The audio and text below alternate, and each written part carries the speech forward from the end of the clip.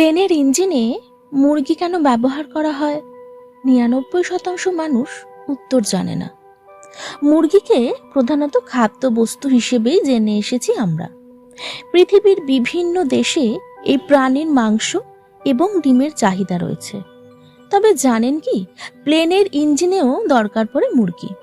Plane অর্থাৎ aeroplane ওড়ানোর জন্য এর ইঞ্জিনে থাকে চিকেন গান বা মুরগির বন্দুক। এর ব্যবহার জানেন?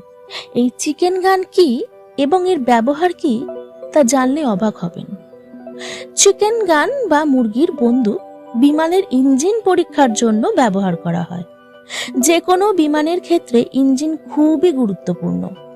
একটি বিমানে একাধিক ইঞ্জিন থাকে, যাতে মাঝ আকাশে কোনো ইঞ্জিন যদি কাজ বন্ধ করে দেয় তাহলে অন্যান্য ইঞ্জিনগুলো চালু হয়ে যাবে এবং দুর্ঘটনা এড়ানো যাবে। বিমানের ইঞ্জিন ঠিক কাজ করছে কিনা সেটা করা যায় চিকেন গান দিয়ে। বিমান যখন টেক অফ করে বা আকাশে উড়ে যায় তখন কিছু পাখি বিমানের ইঞ্জিনের দিকে আকৃষ্ট হয় এবং সরাসরি ইঞ্জিনের ফ্যানের সঙ্গে থাকা যায়। এর ফলে মাঝ আকাশে বিমানের ইঞ্জিন নষ্ট হয়ে যেতে পারে। বিমান যখন টেক অফ করে বা আকাশে উড়ে যায় তখন কিছু পাখি বিমানের ইঞ্জিনের দিকে আকৃষ্ট হয় এবং সরাসরি ইঞ্জিনের ফ্যানের সঙ্গে ধাক্কা খায়। এর ফলে মাঝ আকাশে বিমানের ইঞ্জিন নষ্ট হয়ে যেতে পারে। তাই বিমান দুর্ঘটনা এড়ানোর জন্য ইঞ্জিন পরীক্ষা করার ক্ষেত্রে এই ব্যবস্থা চালু করা হয়েছে।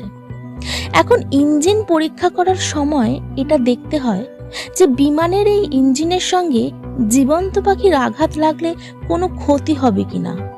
তার জন্য জীবন্ত কোনো পাখিকে ইঞ্জিনের দিকে ছুঁড়ে দিতে হতো, ফলত পাখিটির মৃত্যু ঘটবে, যার ঘোর বিরোধিতা করেন পরিবেশ প্রেমী এবং পাখি প্রেমীরা, এবং সেই সঙ্গে এটা আইনত সম্মত নয়।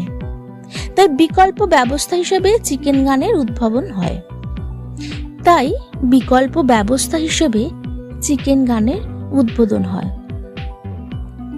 1950 সালে ছোট কামানের মতো চিকেন গান আবিষ্কার করা হয়, যার মধ্যে গুলির পরিবর্তে মৃত মুরগি রাখা হতো।